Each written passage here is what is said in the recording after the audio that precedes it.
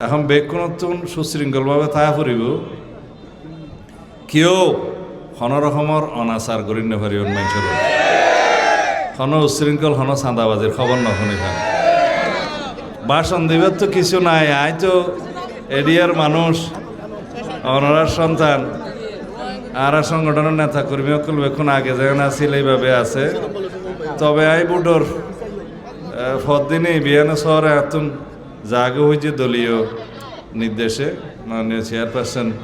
প্রধানমন্ত্রীর নির্দেশে জাগে হয়েছে বেশ কিছু খাম আছিল হতাল নাই দেখা সাক্ষাৎ করি নেওয়া পারি তো দেখা সাক্ষাৎ তো আরে জরুরি হইলে হামগরণ দেখা সাক্ষাৎ তো হইব সারা জীবন হইব ভবিষ্যৎ হইব ইনশাআল্লাহ তাই এখন হয়তো বেশি সময় দিন না হয়েছিম কিন্তু তারপরেও যখন সময় পাইম আমরা সাহেবুল্লাহ যাইম এখন বেকুনতুন সুশৃঙ্খলভাবে থাকা ফুরিব কেউ হন রকমের অনাচার করি নেপারি মানুষের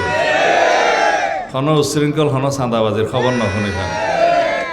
প্রশাসনের সহযোগিতা করা ফুরিব এবং দেশের মধ্যে এনাকান সুশাসন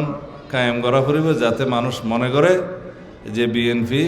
রাষ্ট্র পরিচালনার দায়িত্ব এসে মানুষ শান্তিতে আইব মানুষ উন্নয়ন পাইব শৃঙ্খলা পাইব শান্তি পাইব পাইব না আমরা বেকুন ঠিক চাইলে পাইব দেরি সতেন না গেলে তো না পাইব তো বেকুন আল্লাহর ওয়াস্তে জনগণের বন্ধু হিসেবে হাজগরণ প্রশাসনের সহযোগিতা করিবেন